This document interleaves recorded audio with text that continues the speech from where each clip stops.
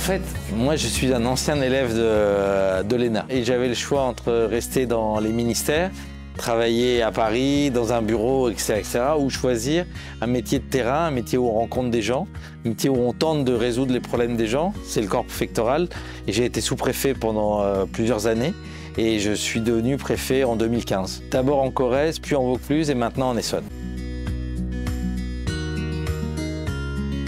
D'y venir, de rencontrer les gens, de discuter avec eux, de prendre le temps, rencontrer des associations comme ça aujourd'hui, et puis aussi venir présenter le métier du préfet, le métier des représentants de l'État, parce que c'est souvent quelque chose de très méconnu. J'ai eu des problèmes avec la justice, mais aujourd'hui, je suis là et j'essaye d'avancer dans ma vie, de reconstruire mon parcours. Moi, je trouve que c'est la première fois depuis que je fais ce métier que je découvre une association qui fait parler comme ça des pairs dans un groupe particulier. Et je trouve ça absolument remarquable parce que souvent, c'est un peu l'angle mort de nos actions. On s'occupe des mamans, on s'occupe beaucoup des problématiques liées à la famille. Mais on oublie parfois qu'un des sujets, c'est aussi la figure paternelle.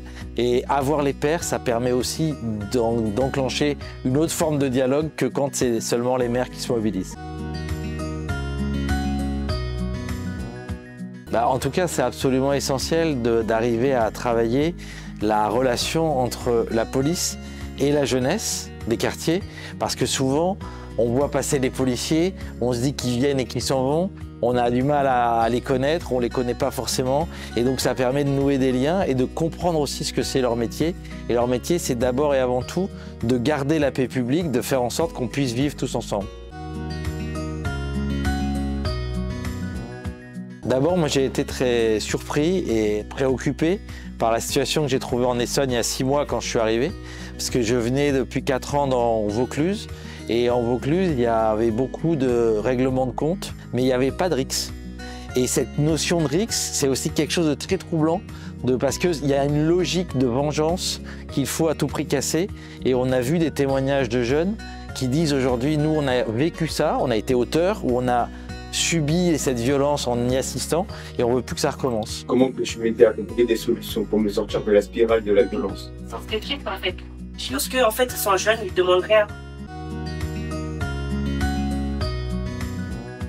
Justement, la préfecture, mais avec les associations, le conseil départemental, les communes, comme la commune d'Évry-Courcouronnes, ont vraiment fait en sorte de travailler à un plan interservice en coopération contre les RICS. Et c'est vraiment par la mobilisation de tout le monde, et notamment par les jeunes les premiers.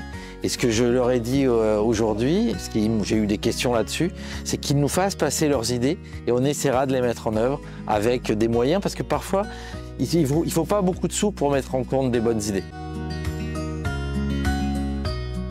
Intense et très chaleureux.